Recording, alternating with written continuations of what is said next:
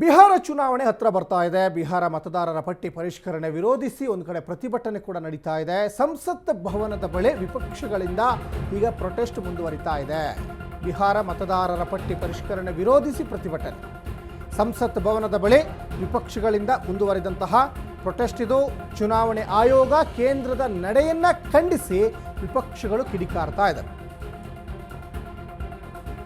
ಇದು ಚುನಾವಣಾ ಆಯೋಗ ಮತ್ತು ಕೇಂದ್ರದ ನಡೆಯನ್ನು ಖಂಡಿಸಿ ವಿಪಕ್ಷಗಳು ಕಿಡಿಕಾರ್ತಾ ಇದ್ದಾವೆ. ಬಿಹಾರ ಮತದಾರರ ಪಟ್ಟಿ ಪರಿಷ್ಕರಣೆಗೆ ತಡೆ ನೀಡಲಿಕ್ಕೆ ಆಗ್ರಹ. ಪ್ರೊಟೆಸ್ಟ್ನಲ್ಲಿ ಲೋಕಸಭಾ ವಿಪಕ್ಷ ನಾಯಕ ರಾಹುಲ್ ಗಾಂಧಿ, ರಾಜ್ಯಸಭಾ ವಿರೋಧ ಪಕ್ಷದ ನಾಯಕ ಮಲ್ಲಿಕಾರ್ಜುನ್ ಖರ್ಗೆ, ಇನ್ನು ಸಂಸದೀಯರಾದಂತಹ ಪ್ರಿಯಾಂಕಾ ಗಾಂಧಿ, ಡಿಂಪಲ್ ಯಾದವ್, ಹಲವು ವಿಪಕ್ಷಗಳ ಸಂಸದರು, ರಾಜ್ಯಸಭಾ ಸದಸ್ಯರು ಭಾಗಿಯಾಗ್ತಾ ಇದ್ದಾರೆ. ಯಾಕಂದರೆ ಈ ಹಿಂದೆ ಅನೇಕ ಚುನಾವಣೆಗಳು ಏನು ನಡೀತಲ್ಲ, ಈಗ ರಾಜಸ್ಥಾನ, ಮಹಾರಾಷ್ಟ್ರ, ಬೇರೆ ಬೇರೆ ರಾಜ್ಯದಲ್ಲಿ ಚುನಾವಣೆ ಏನು ನಡೀತಲ್ಲ, ಆ ಚುನಾವಣೆಯಲ್ಲಿ ಅಂದರೆ ಈ ಇ ವಿ ಎಮ್ ಮಿಷನ್ನಲ್ಲಿ ಒಂದಿಷ್ಟು ಲೋಪದೋಷಗಳಿದ್ದಾವೆ.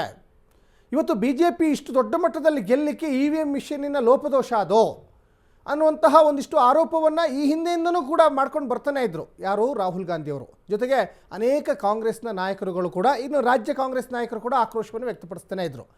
ಈಗ ಬಿಹಾರ ಚುನಾವಣೆ ಹತ್ರ ಬರ್ತಾ ಇದೆ. ಬಿಹಾರದಲ್ಲಿ JDU ಪ್ಲಸ್ BJP ಮೈತ್ರಿಯನ್ನು ಮಾಡಿಕೊಂಡಿದೆ. ಜೊತೆಗೆ ಕಾಂಗ್ರೆಸ್ ಕೂಡ ಈಗ ಶತಾಯಗತಾಯ ಬಿಹಾರವನ್ನು ಗೆದ್ದುಕೊಳ್ಬೇಕು ಅಂತ ಪ್ರಯತ್ನಗಳು ಮಾಡ್ತಾ ಇದ್ದಾರೆ. ಆದರೆ ಇಲ್ಲಿ ಮತದಾರರ ಒಂದು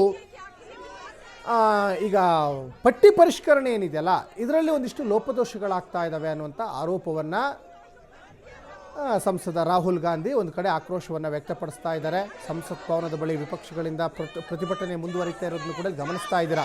ಕಾಂಗ್ರೆಸ್ನ ಅನೇಕ ನಾಯಕರುಗಳು ಕೂಡ ಗಮನಿಸ್ತಾ ಇದ್ದೀರಾ. ಮಲ್ಲಿಕಾರ್ಜುನ್ ಖರ್ಗೆ ಇದ್ದಾರೆ, ಪ್ರಿಯಾಂಕಾ ಗಾಂಧಿ, ರಾಹುಲ್ ಗಾಂಧಿ ಸೇರಿದಂತೆ ಕಾಂಗ್ರೆಸ್ನ ಘಟಾನುಘಟಿ ನಾಯಕರುಗಳು ಈಗ ಕೇಂದ್ರ ಸರ್ಕಾರ ಮತ್ತು ಚುನಾವಣಾ ಆಯೋಗ ಈ ಎರಡರ ವಿರುದ್ಧನೂ ಇಲ್ಲಿ ಆಕ್ರೋಶ ವ್ಯಕ್ತಪಡಿಸ್ತಾ ಇದ್ದಾರೆ.